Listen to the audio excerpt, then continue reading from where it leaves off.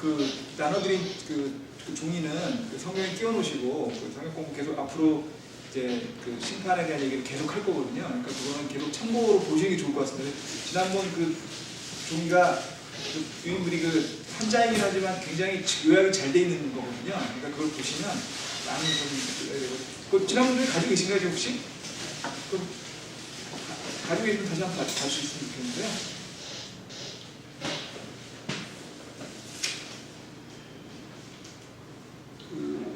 지난 시간에 계속 갖고 다니라고 말씀드린다고 깜빡했습니다.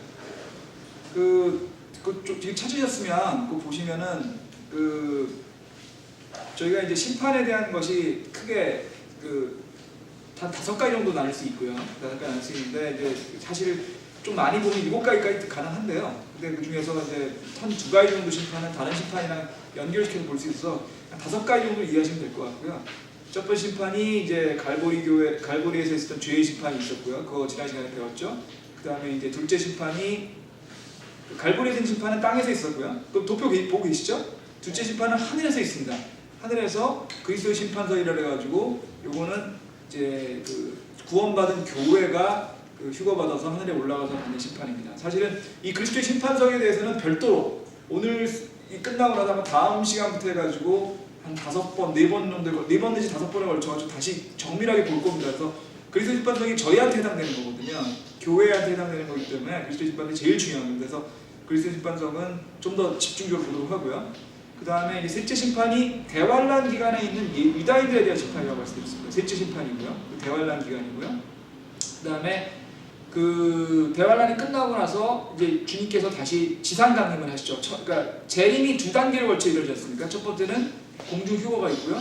두 번째는 지상 강림이 있으신데 그 지상 강림이 끝나서 오시는 게 있어서 셋째 심판은 바로 그 공중 휴거와 지상 강림 사이에 있고요. 대환란 기간이니까 7년 정도 될 거고 이건 누구에 대한 심판이냐면 유다인에 대한 심판입니다. 왜 유다인에 대한 심판이냐면 유대인들이 주님을 받아들이지 않은 거죠. 주님이 원래 왕국을 선포해서 그 왕국은 유대인들한테 주려고 온 심판인데 유대인들이 그걸 받지 않았기 때문에 유대인들한테 대환란 기간을 거쳐서 유대인들 심판이 있는 거고요. 최종적으로 이제 그 심판이 대환란 기간이 끝나면 끝나고요. 그 다음에 이제 넷째 심판이 이제 지난번에 저희가 배웠던 양과 염소의 심판입니다. 양과 염소의 심판이 우리가 섬김에 대해서 배울 때 배웠죠. 그래서 양과 염소의 심판이 이건 누구에 대한 심판이냐면 이방인에 대한 심판입니다. 심판이 다 있는 거죠. 그러니까 그리스도의 심판성은 이방인이건 유대인이건 간에 교회에 대한 구원받은 사람에 대한 심판이고 그건 하늘에서 있고요. 땅에 있는 심판이 환란 기간에 유대인에 대한 심판이 있었고 그 다음에 이방인에 대한 심판이 있고 땅에서 있고요. 그러니까 이방인과 유대인과 교회에 대한 심판이 여기 다 나옵니다. 여기서 그 다음에 이제 천년왕국이 있고요. 천년왕국 마지막으로 끝나고 난 다음에는 사악한 자들을 위한 흰 왕자 심판이 있습니다. 흰 왕자 심판은 그리스도의 심판처럼 하늘에서 있고요. 하늘에 있는데 이거는 그리스도의 심판성은 어떤 심판이냐면은 벌이 없는 상급을 중요한 심판이라고 말씀드렸잖아요.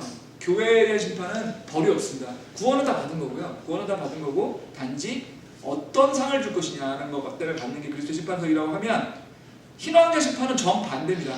상은 없습니다. 전부 벌 받는 거고요. 전부 벌 받는 건데 그 벌 받는 중에서 어떤 벌을 받을 건지 어느 정도의 처벌을 받을 건지 결정하는 심판이니까 흰왕자 심판은 정반대, 그러니까 사악한 자들의 심판이고 그래서 크게 나눠서 5가지 심판이 있습니다. 다른 심판이 있고요. 지난 시간에 셋째 심판, 대환란 기간에 있는 셋째 심판에 대한 얘기까지 어느 정도 했는데 잠깐 복습을 해보겠습니다.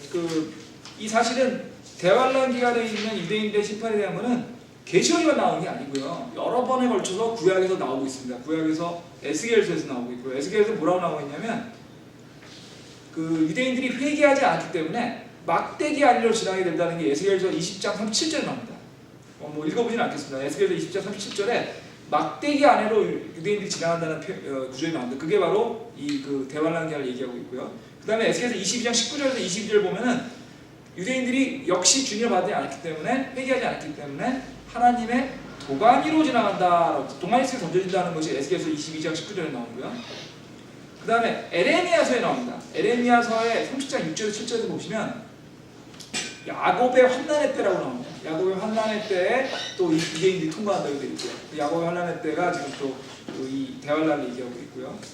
그 다음에 이렇게 이제 대환란에 대한 것들이 구약에 나오고 이 대환란의 마지막이 되는 그러니까 그 주님의 지상 재림에 대해서는 스가랴서에 나오죠. 스가랴서의 그 14장 1절에서 11절에 보면은 그 주님께서 재림하셔서 이 지상 재림하시는 데에 대한 내용이 스가랴서 1장에서 11절까지 나옵니다. 그래서 이렇게 구약에서 이미 대환란의 얘기가 굉장히 많이 나옵니다. 그러니까 이 대환란의 얘기가 이제 그 유대인들이 대환란을 겪게 될 것이고 그 대환란을 통해서 회개하게 될 것이고 회개함을 통해서 결국은 주님한테 다시 돌아오게 될 것이다. 이게 이제 그 구약에 나오고 있는데요. 그 내용이 사사기에 이사야서에 나옵니다. 이사야서 66장 8절에 보면 유다 민족이 하루 만에 회심한다고 되어 있거든요. 그 회심이 이런 대환란을 거쳐서 결국 주님께 돌아온다는 뜻이고요. 그러면 여기서 여러분들이 이제 그 구약에서 이 대환란기에 대해서 많이 얘기한다는 것을 이제 이해하셨죠. 그렇지만 뭐니 해도 대환란기에 대해서 가장 많이 나오는 책은 계시록이죠. 당연히 계시록. 그래서 오늘은 계시록을 하나하나 읽지는 않겠습니다만 계시록이 어떻게 되어 있는지 한번 쭉 훑어보겠습니다. 그 계시록 한번 쭉 보시겠어요? 선생님 계시록 보시면 계시록 중에서 오늘 대환란기만 훑어보겠습니다. 계시록에서 대환란기는 6장부터 18장까지입니다. 다시 말씀드릴게요. 6장에서 18장, 19장에는 이제 주님의 재림이 오시기 때문에 뭐 19장까지 말씀하시는 목사님도 계신데 제가 보기에는 하여튼 6장에서 18장까지만이 제일 대환란기를 딱 말하고 있는 기간으로 보입니다. 그래서 대환란기에 대해서 여러분들이 이게 굉장히 어렵게, 그러니까 특히 그 신약성경에서 제일 어려운 책이라고들 많이 생각을 하시고 어떻게 보면 굉장히 어렵게들 보시는 경향이 있고 저도 그렇게 봤거든요. 근데 좀 그 대환란기를 좀 가볍게 그러니까 쉽게 이해할 수 있는 방법을 한번 생각을 해봤더니 대환란기는 특히 이렇게 보시면 될 것 같아요. 대환란기는 환난하고 구원의 방법이 섞여 있습니다. 다시 말씀드릴게요. 환난이 여러 개 나옵니다. 여러 종류의 환난이 나오고요. 그 환난이 나오고요. 그 중간중간에 복음 전파나 구원 전파에 대한 방법들이 중간에 하나씩 들어가 있습니다. 그래서 보시면 대환란기의 6장부터 보시면 7 봉인 심판이에요. 7 봉인 심판. 6장 7 봉인 심판이고요. 7장은 넘어가고요. 8장이 7번째 봉인이고요. 그러니까 봉인이 7개의 봉인을, 그러니까 7이라는 숫자가 완전수거든요. 성경에서 7이라고 하는 건 모든 것을 다 포함하는 숫자를 7이라고 보통 보는데 봉인이 7개가 있습니다. 7개의 봉인을 뜯을 때마다 환란이 점점점 더 세지고요. 7번째 봉인을 뜯으면 다시 7번째 봉인 안에 뭐가 있냐면 7개 나팔 환란이 있습니다. 그래서 나팔 재앙이 쭉 나오고요. 그래서 8장부터 7번째 봉인에 대한 그러니까 6장에 7 봉인이 나오고 8장이 7번째 봉인이고요. 그래서 그 밑에는 7개 나팔 심판이 이제 쭉 나오고요. 8장에서 8장, 9장이 나오고요. 그 다음에 10장은 또 넘어가고요. 10장, 11장이 넘어가고, 그 다음에 이 그 봉인 심판 외에 12장부터 13장, 14장은 12장, 13장은 뭐냐면은 이제 적그리스도가 그 이스라엘을 핍박하는 얘기에 대해 유대인을 핍박하는 얘기가 12장에 나오고, 그러니까 이거는 봉인 심판하고 나팔 심판하고 좀 다른 형태의 또 재앙이고요. 그 다음에 14장은 넘어가겠습니다. 그 다음에 15장에 7병 심판이 나옵니다. 15장 7병 심판 나오고요. 16장도 7병 심판이고요. 다시 말씀드릴게요. 7 봉인 있죠? 7 봉인에 7번째 봉인을 띄면 7 나팔 심판이 나옵니다. 근데 7 나팔 심판의 끝쪽에 가면, 그러니까 뭐 7번째 나팔하고 연결되는 끝쪽에 가게 되면 7병의 심판이 나오는데 7병의 심판은 지금 전체 환란기의 거의 끝부분입니다. 거의 끝부분 7병의 심판이 나오고요. 그 7병의 심판이 나오고 난 다음에 17장과 18장에 보면은 이제 바빌론의 음녀의 몰락과 바빌론의 몰락에 대한 얘기가 나옵니다. 그럼 심판을 정리해 볼게요. 7 봉인 심판이 있죠. 7 나팔 심판이 있습니다. 7 나팔 심판은 7번째 봉인과 연결되고요. 7 병의 심판이 있습니다. 7 병의 심판은 7번째 나팔 심판하고 연결되고요. 그래서 결국 7의 심판이 3번 나오는 거죠. 봉인 심판, 병 심판, 나팔 심판, 봉인 심판, 나팔 심판, 병 심판 이렇게 나오고요. 거기다 추가로 뭐가 나오냐면 이스라엘 백성들에 대해서 환란을 일으키는 그 적그리스도에 대해서 그 바다에서 올라오는 짐승, 땅에서 올라오는 짐승 해가지고 그 용 이렇게 해서 12장 13장에 용과 그 짐승, 이게 짐승이 다 그 적그리스도와 연결되어 있거든요. 이게 적그리스도를 통해서 그 적그리스도와 관련되는 이런 것들을 통해서 12장 13장에 다시 또 그 재앙이 있고, 이런 식으로 형태의 재앙들이 종류별로 그냥 중첩적으로 해가지고 계속 나타납니다. 이게 이제 대환란기의 특징인데요. 재밌는 거는 이것만 있는 게 아니라는 거예요. 뭐냐면 다시 돌아가겠습니다. 7장 보실게요. 7장이 그 소위 말하는 그 14만 4천 명에 대한 심판입니다. 14만 아니고 14만 4천 명에 대한 얘기입니다. 시간이 좀 많이 드셨죠? 그러니까 유대인 12지파에 한 지파당 12,000명씩을 인을 치셔가지고 주님이 인을 치셔가지고 그 적그리스도나 용이나 이런 그 환란으로부터 피할 수 있게 해주시고 그 12,000명 곱하기 7인 14만 4천 명이 뭐냐면은 복음 전도자가 되는 겁니다. 유대인인데 복음 전도자가 되는 거예요. 그래서 유대인 복음 전도자들이 환란기 동안에 복음을 전파하도록 하는 내용이 7장에 나와 있습니다. 환란이 지금 여러 종류야. 일곱 병, 일곱 나팔, 일곱 그 봉인의 이런 여러 그 환란들 사이에 7장에 14만 4천 명이 그런 엄청난 환란 안에서도 복음을 전하고 있다는 거죠. 유대인들이. 그래서 그 7장 뒷부분에 보면은 그 유대인들의 복음 전파를 통해서 굉장히 많은 사람들이 구원받다 나와 있어요. 그 6절 보세요. 9절 보세요. 지금 이 일 후에라고 하는 거는 사실은 이게 요 직후가 아니라는 얘기입니다. 봉인받은 직후가 아니고 봉인받고 상당한 시간이 지났다는 얘기입니다. 그 시간이 지난 후에 보니 아무도 능히 셀 수 없는 큰 무리, 모든 민족과 족속과 백성과 어뢰 나온 큰 무리가 큰 예복을 입고 손에 종려을 들고 왕자과 어린 양 앞에 서서 14만 4천 명이 환란기 동안에 복음을 전파해서 많은 사람이 복음을 받았다는 얘기죠. 그 환란 성도가 그 복음 받은 환란 성도가 있다는 얘기죠. 그래서 7장에 그런 얘기가 나오고요. 또 어디 나오냐면 10장하고 보면 10장 11장에 보면 두 증인이 나오죠. 두 증인. 11장에 나와요. 두 증인.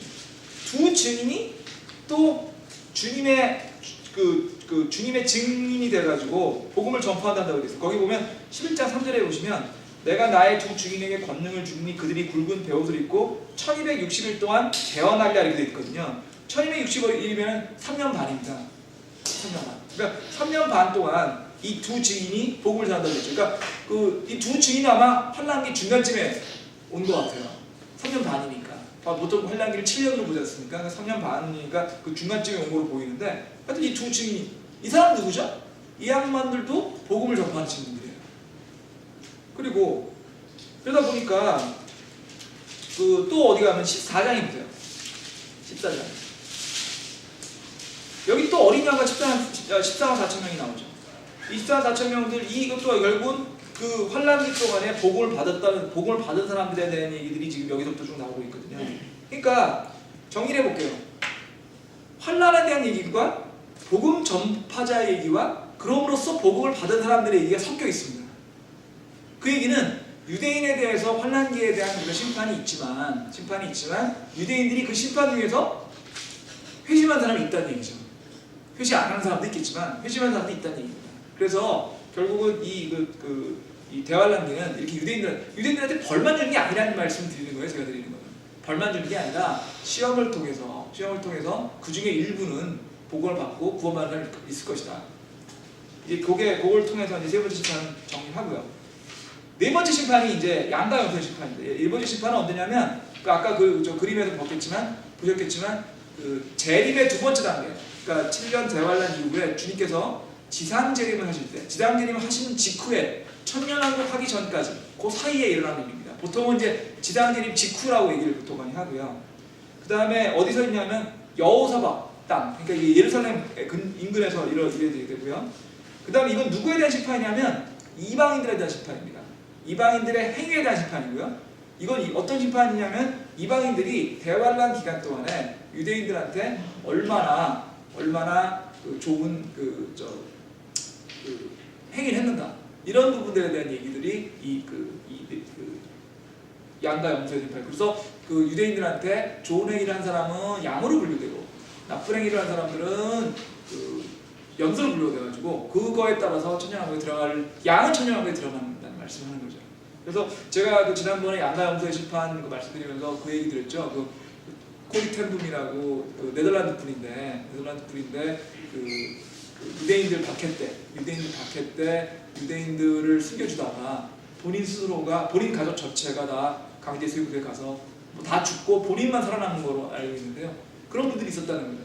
바로 그런 분들이 바로 지금 양과 염소의 심판에서 이방인으로서 양으로 분류되는 분이 바로 코리 템문 같이 환란기에 그때 유대인 박해기가 지금까지 역사상 가장 큰 유대인 박해, 물론 그 대환란기는 아니지만 유대인 박해로서는 제일 큰 박해였는데 그 박해 때 유대인들을 구원해 준 사람이니까 그런 사람들이 양과 염소의 심판에 양이 된다는 얘기죠. 근데 여기서 우리가 하나 좀 이렇게 염두에 두실 게 하나 있습니다. 뭐냐면 지금 말씀드린 양과 염소의 심판하고요, 양과 염소의 심판하고 흰 왕자 심판하고를 섞어서 설명하시는 분들이 있으세요, 목사님 중에. 그러니까 친내교 목사님들이라기보다는 이제 장로이라든지 이런 쪽 목사님들이 많으신데, 보통 보면은 이제 그분들은 이제 물론 계시록 설명 자체가 영적으로 해석하시는 분들이라서 그런 문제가 더 커지긴 합니다만, 그래서 어쨌든 간에 양과 염소의 심판하고 백보자 심판, 흰왕자 심판하고를 섞어서 설명하는 경우가 있는데 이 두 개가 완전히 다른 겁니다. 그래서 다르다는 걸 좀 설명을 드릴게요. 일단 양과 염소의 심판의 근거 규정은 어디냐면은 마태복음 25장 36절이죠. 마태복음 25장 36절. 여러 번 보신 거긴 한데요. 잠깐 찾아보겠습니다.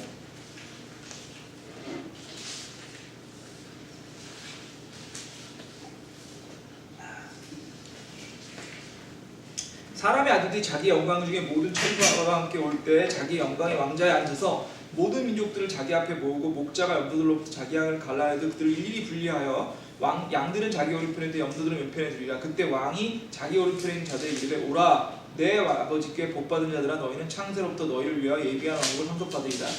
내가 줄일 때 너희가 먹을 걸 주었고 내가 목마를 때 너희가 내게 마실 걸 주었으며 내가 나그네 되었을 때 너희가 나를 받아들였고 헐벗을 때 너희가 내게 옷을 입혔으며 내가 병들었을 때 너희가 나를 찾아왔고 내가 감옥에 갔을 때 너희가 내게 맞느니라 되어 있죠. 그 다음에 흰 왕자 심판에 대한 근거 주정은 계시록 20장입니다. 계시록 20장 11절입니다.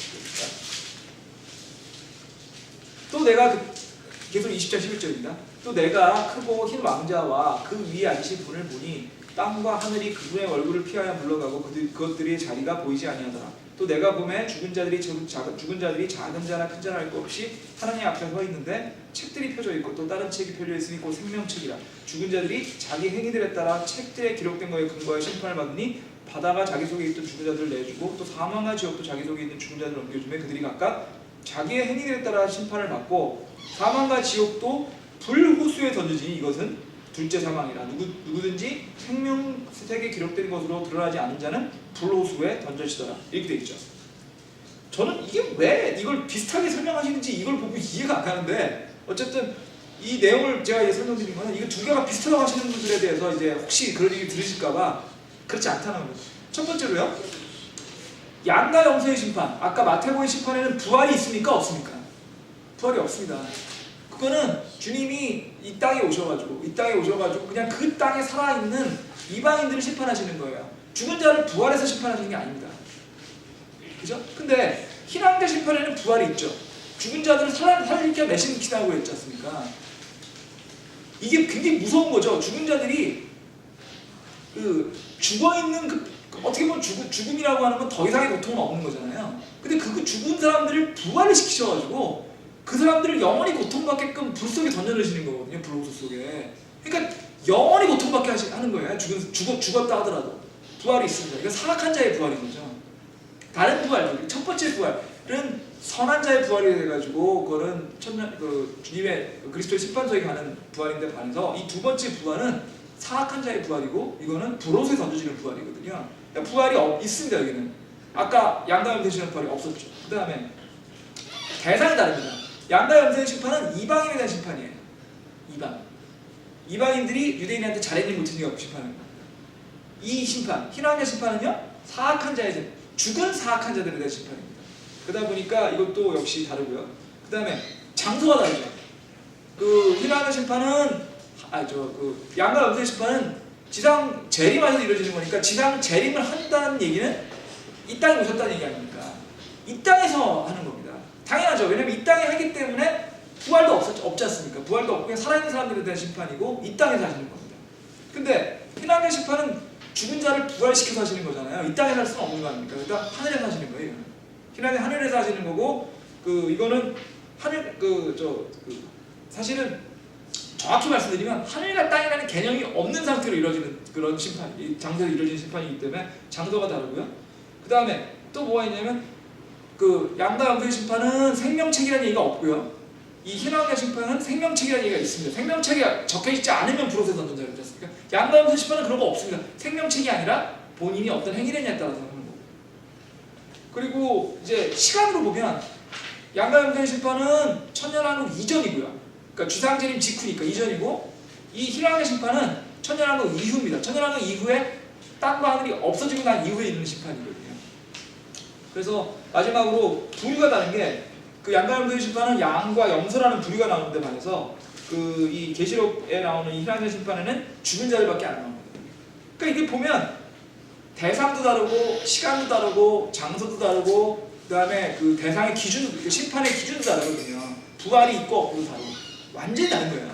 완전히 다른 겁니다. 그러니까 흰 왕자 심판하고 지금 말씀드린 양과 염소의 심판은 이렇게 여러 가지面 많이 다른 심판이니까 뭐 그럴 일이 없다고 믿습니다만 혹시라도 여러분들에게 그걸 두 개를 비슷하게 설명하시는 분이 있으면 착각하지 마시고 바라고요. 그 다음에 여기서 지금 양과 염소의 심판에서 나오는 단어가 민족이라고 하는 단어가요. 그리스어로는 에트노스라고 하는 단어입니다. 에트노스라는 단어인데 영어에 보면요 에스닉이라는 단어가 있습니다. 에스닉이라는 단어가 이 에트노스에서 연결된 단어인데 그러니까 이제 이국적인 다른 나라의 느낌을 갖는 뭐 이런 걸 할 때 에스닉이라는 말을 쓰거든요. 그 에스닉이라는 단어가 그리스어 에트노스에서 온 단어고요. 그 에트노스가 영어로 네이션스, 한국말로 우리나라 말로 민족들로 번역이 되어 있어서 결국 그 민족들의 뜻은 이방인 민족을 얘기하는 겁니다. 주님을 받아들이지 않은 이방인 민족들 이런 얘기를 하는 거고요.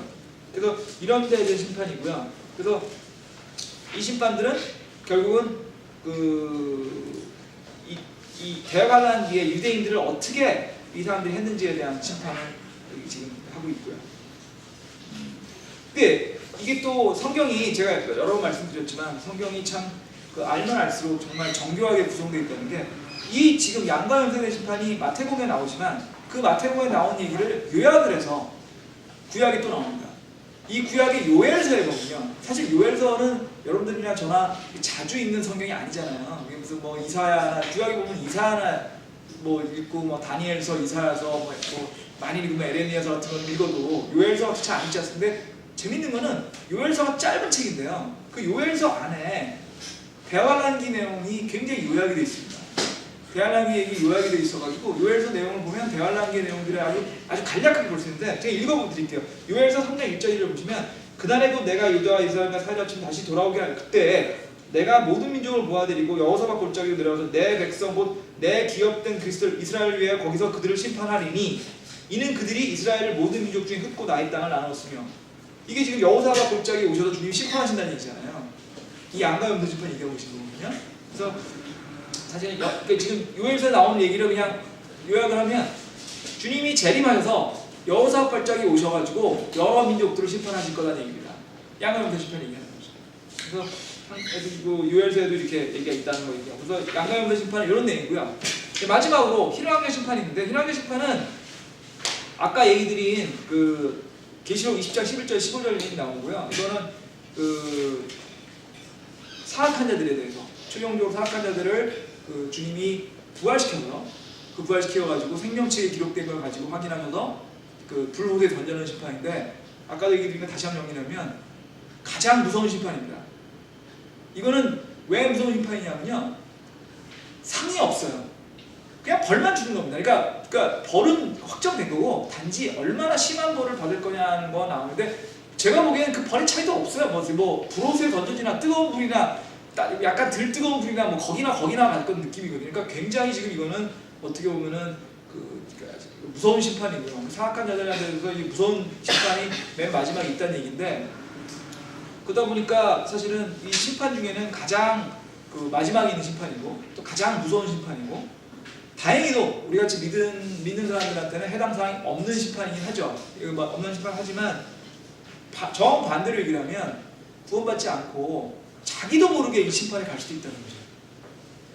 그러니까 주님을 받지 않으면 그냥 그걸로 끝나는 줄 아실 텐데 그렇지 않다는 겁니다. 주님 받지 않고 주님의 눈에 사악한 사람으로 판단이 되기 때문에 사실 이 이 신앙의 심판에 해당이 되는 거니까 사실 우리가 구원받지 않았다는 점에서는 구원받았다는 점에서는 행복한 거지만 구원받지 않은 분들이 우리 주위에 있다 보면 저희가 걱정이 되는 부분이 바로 이런 심판들을 받게 되거든요.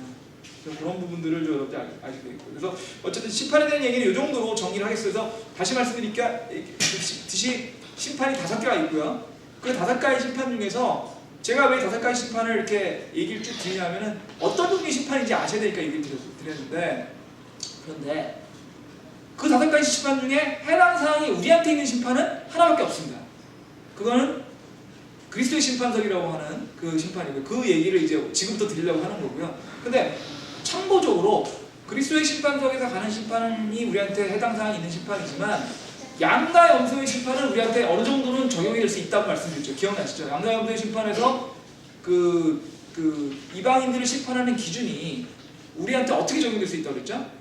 섬김에 대한 우리의 그 주님의 그 기준을 알 수 있는 거죠. 그러니까 뭐냐면 이방인들이 유대인들을 환난기에 섬겼는지 안 섬겼는지에 따라서 그 양과 염소를 심판하신다고 한 뜻은 우리 같은 구원받은 그 교회 사람들에게도 교회에도 우리가 섬기는 것을 통해서 주님이 기뻐하신다는 걸 알 수 있는 거죠. 이방인들도 유대인을 섬기는 걸 기뻐하셨는데 하물며 교회의 멤버가 다른 교회의 멤버를 섬기는 것은 주님이 얼마나 기뻐하실 거냐. 그렇기 때문에 섬김에 대해서 우리가 섬김의 기준으로서 양과 염소의 심판을 보는 게 좋겠다. 이 얘기 기억하시죠. 그래서 그렇게 해가지고 심판에 대한 얘기는 이제 5가지에 대한 심판 얘기는 다 확정이고 지난주에 저 그림 나눠드리고 혹시 못 받으신 분들 있으면 제가 다음 시간에 드리든지 아니면 지금 좀 이따 수업 끝나고 제가 카피해서 드리도록 하겠습니다. 그래서 그 심판을 5개 요약한 거 그 도표 항상 머리에 넣고 계시고요. 자 이제 그러면 이제 지금까지 모든 얘기는요. 사실은 지난 저희가 거의 한 10몇 번에 걸쳐서 지금까지 지금 섬김과 심판에 대한 얘기를 배우고 있는데요. 그 모든 얘기가 이제 오늘부터 배울 얘기를 하려고 한 겁니다. 우리가 그리스도의 심판석에 갔을 때 주님으로부터 어떤 심판을 받을 거냐는 것을 알기 위해서 지금까지 심판석은 뭐였고 심판의 기준은 뭐고 섬기는 거는 뭐고 하는 거를 배운 겁니다. 이제부터가 이제 하이라이트입니다. 어떻게 보면 하이라이트인데요. 한 구절 찾아보겠습니다. 로마서 14장 10절에 한번 보겠습니다. 로마서 14장 10절.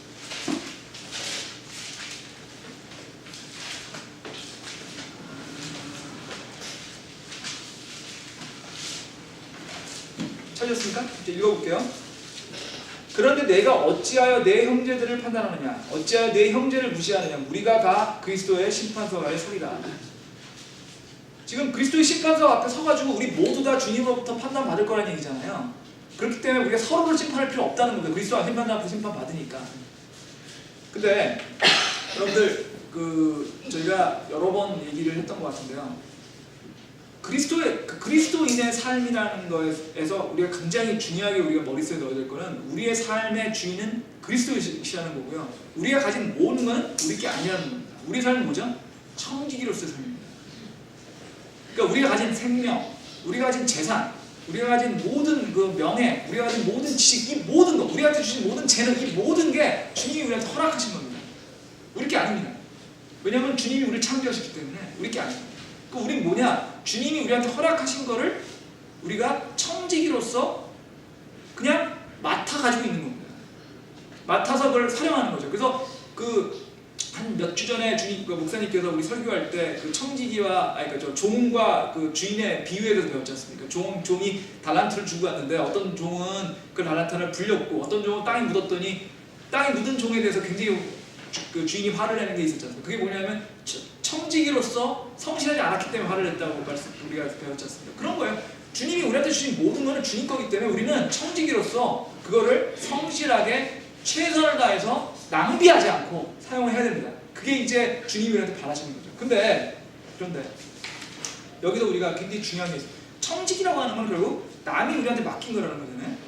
이거를 이제 영어로 얘기할 때 청지기를 이제 오이코노머스라고 보통 하는데 오이코노머스라는 게 이제 그리스어로 그 주인의 물건을 대신 받아 쓰는 사람, 뭐 집사 이런 얘기입니다. 집사 이런 얘기인데 이게 그 한국말로 번역이 되면 청지기, 영어로는 스튜어드라고 번역이 되는데요.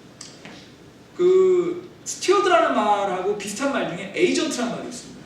에이전트란 말도 대리인이라는 뜻입니다. 대리인. 청지기보다 조금 더 좀 비즈니스적인 느낌이 나긴 하는데 어쨌든 에이전트라는 말은 대리인이라는 뜻이거든요. 대리인 핵심이 뭐죠? 지게 아닌 걸 쓰는 거예요.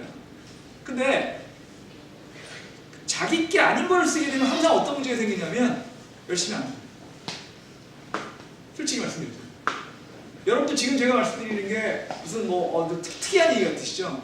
경제학이 나오는 얘기인데 이게 그 마이크로 이코노믹스 미시경제학이라는 그 과목이 있거든요. 그 미시경제학이라는 거에서 보면 미시경제학에서 굉장히 유명한 그러니까 중요했던 학설 중에 그러니까 지금도 유명한 학설 중에 프린시플 에이전트 시오리라는 게 있어요. 그게 뭐냐면 주인 대리인 이론이라고 부르는 겁니다. 그러니까 주인이 있고요. 대리인이 있으면 주인과 대리인은 이해가 다르다는 거예요. 이해관계가. 그래서 대리인은 주인하고 이해관계가 다르기 때문에 어떻게 하면 대리인을 주인의 이해관계가 똑같이 할 거냐를 경제학으로 분석하는 게 그게 프린시플 에이전트 시오리라는 거예요. 1980년대, 70년대 70년대부터 굉장히 유행했던 학설이고 지금도 유명한 학설입니다. 제가 이걸 왜 잘하냐면 제가 그걸 전공했거든요. 제가 대학원 때 그걸 전공했어요. 제가 대학원 때 전공했던 게 바로 그 프린시플 에이전트 시오리고요. 이거를 굉장히 여러 가지 방면으로 공부를 했었는데 원칙을 생각해보면 굉장히 당연한 원칙이에요. 왜냐면 남의 거를 가지고 있으면요 열심히 안 하거든요. 근데 이게 가장 대표적인 게 어떤 거냐면 큰 기업을 생각해보세요. 전형적으로 공기업을 생각해보시죠. 공기업, 한전 예를 들면 한전 아니면은 포천 이런 데 생각해보십시오. 주인은 국민이에요. 아니면은 대다수의 한전 같은 경우가 제일 대표적인 대다수의 국민이 갖고 있는 거나 다름이 없죠. 정부 거니까. 거기를 경영하는 사람은 사실은 국민을 생각하지 않고 자기를 위해서 생각해서 아무도 할 말이 없는 거예요.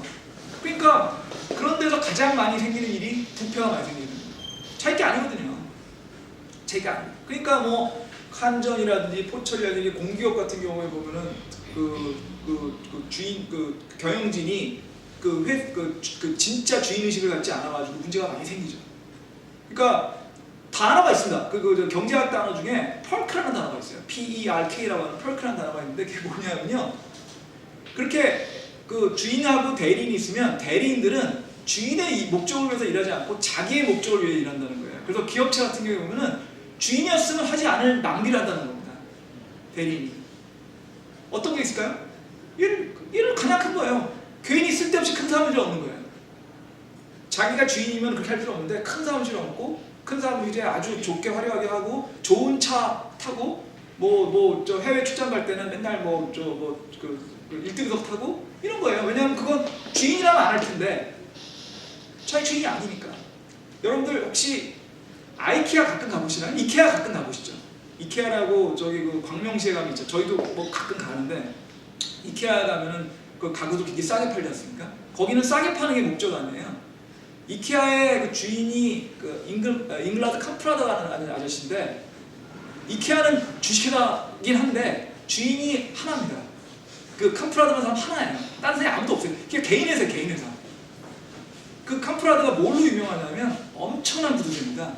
그래서 텔레비에 많이 잡지 같은 데 보면은 그 사람은 그 엄청난 회사를 가지고 있는데 해외 출장을 가면 항상 3등석에 탄대요. 이코노미 클래스에. 그래서 대단하다 이렇게 나오거든요. 경제학적으로는 당연한 거예요. 자기 거거든요. 자기 거니까 낭비하지 않는 거죠.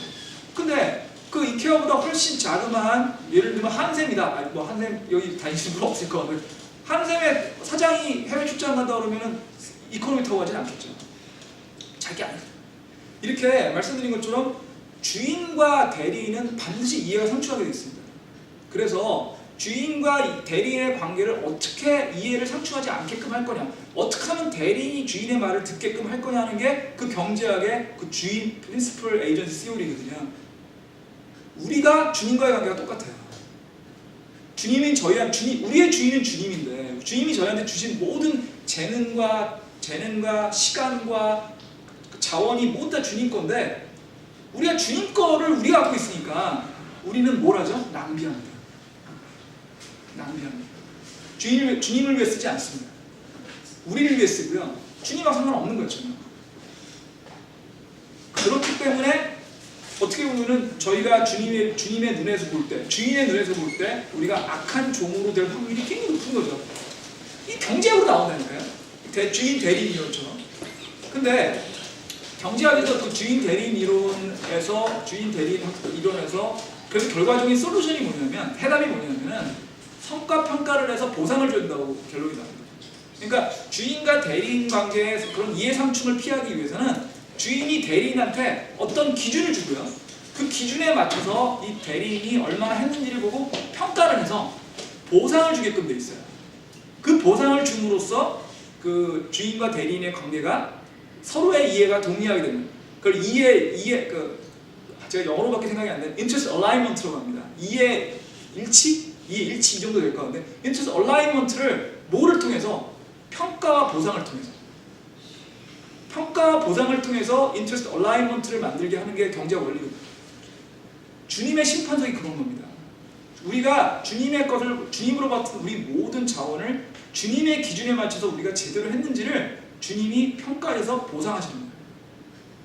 우리가 그걸 보상을 알아야 주님이 우리한테 주신 자원이 얼마나 우리가 귀중히 써야 되는지 우리가 정말 실감을 하겠죠. 그러니까 그리스도의 심판석이야말로 저희가 그리스도인으로서 구원받기 전까지는 상관이 없습니다. 왜냐하면 구원받기 전에는 이미 구원 안 받았는데 거기까지 갈 필요도 없는 거죠. 근데 구원을 받고 난 다음에 우리가 이 세상에 섬기는 삶을 우리 그리스도인으로 살 때 우리의 삶에 대한 지침이 되는 것은 그리스도의 심판석이 있기 때문에 가능한 겁니다. 이게 없으면 사도 바울이나 죽기 직전에 아주 엄청나게 나쁜 짓 하다가 살인수로 수십 명 죽인 연쇄살인범이다가 마지막 순간에 구원받은 사람이나 다를 게 없는 거예요.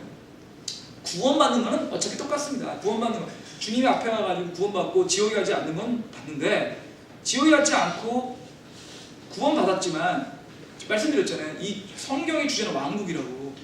주님은 우리가 왕국에서 주님과 함께 왕으로 통치하기를 원하시거든요. 우리가 왕으로 통치할 만한 보상을 받을 수 있는지 없는지에 대한 평가 기준이 뭐냐? 주님의 심판석이 있는 거라는 얘기죠. 그리고 주님의 심판석에서 우리가 왕국의 왕으로 통치할 수 있는 정도의 우리가 구원받은 이후에 우리 행위가 있는지 없는지를 평가하는 게 심판석이고 그걸 우리가 알기 때문에 그걸 맞춰서 우리가 구원받고 난 이후에 주님을 위해서 살아야 된다는 거고 그거의 기본이 되는 거는 우리가 가진 모든 것이 주님의 것이고 우리의 삶은 청지기로서의 삶이기 때문에 우리가 청지기라는 걸 잊지 않고 항상 그걸 해야 된다. 이게 주님의 심판석입니다. 제가 좀 쉽게 드리려고 설명을 드렸는데 더 어려우신 것 같은데요. 표정을 보니까 더 어려워하시는 것 같은데 다시 한번 설명을 드리면 주인이 있고 우리는 주인의 종이에요. 항상 그걸 잊지 마시라는 겁니다. 우리 게 아니라는 거예요. 우리가 가진 모든 게 우리 게 아니기 때문에 우리가 가진 거를 우리 게 아니라는 것 주님을 위해서 그걸 어떻게든 간에 사용하게끔 노력을 한다는 것을 주님이 보신다는 겁니다. 그리고 언젠가 심판하신다. 그걸 잊지 마시라는 얘기죠. 그러면 그 로마서 14장 10절에 얘기한 그 얘기가 또 어디 나오냐면 고린도전서 4장 3절에 나옵니다.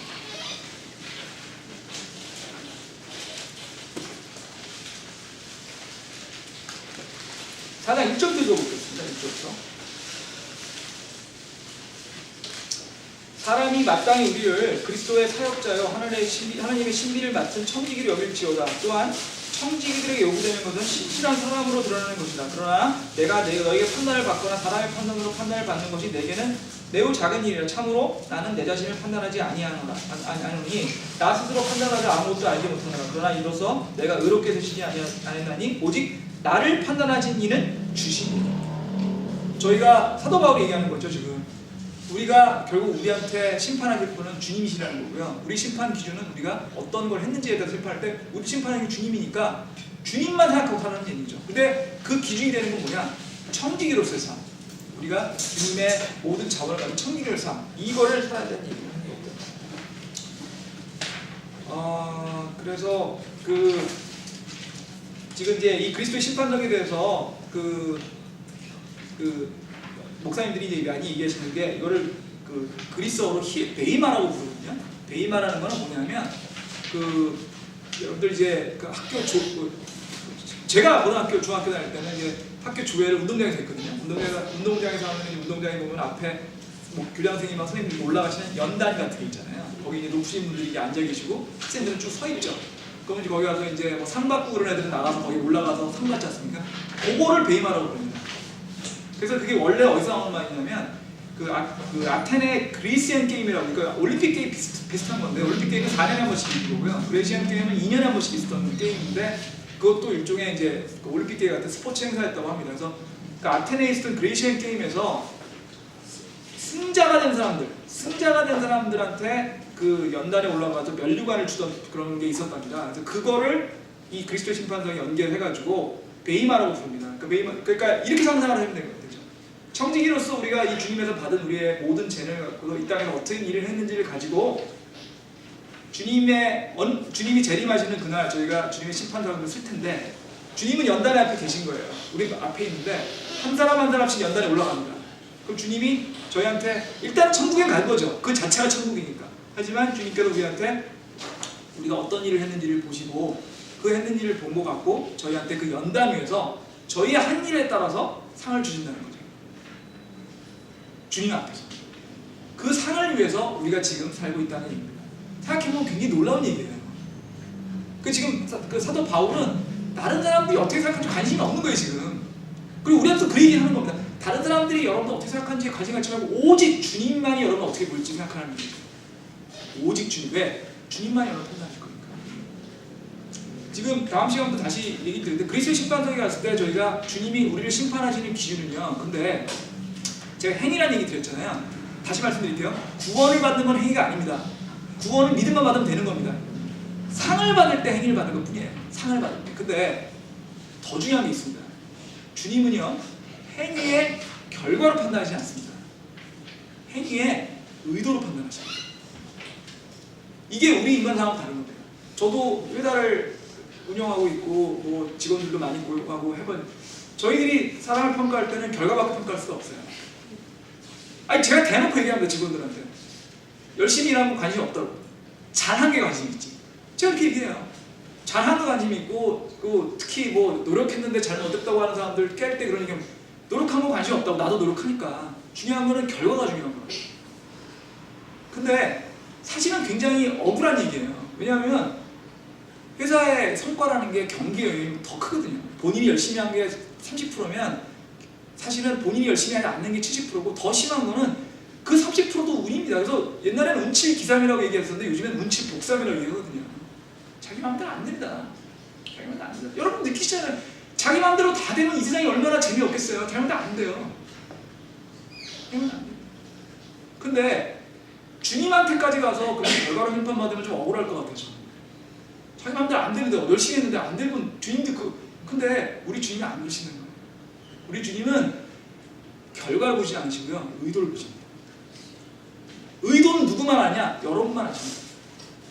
여러분이 주님을 위해서 섬긴 일을 했을 때 그 결과가 어떻게 나오는 게 더 중요한 거는 그 일을 여러분이 주님을 위해서 섬기는 마음으로, 진정한 마음으로 했는지, 아니면 남들한테 보여줄 마음으로 했는지, 그것이 진심으로 주님을 사랑하는 마음인지 그게 아닌지 여러분만 아시거든요.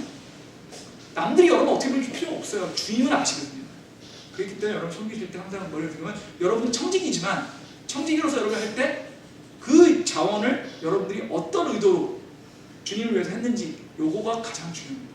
그 다음 시간부터 저희가 그럼 주님이 그럼 그리스도 심판에서 어떤 기준으로 하시는지 그거에 대해서 하는데, 이게 굉장히 그 마음에 마음 위로를 주는 말씀도 있고요, 어떻게 보면 찔림을 주는 말씀도 있을 것 같습니다. 그래서 그런 걸 다음 시간에 하도록 하고요. 좀 기도하고 마치도록 하겠습니다.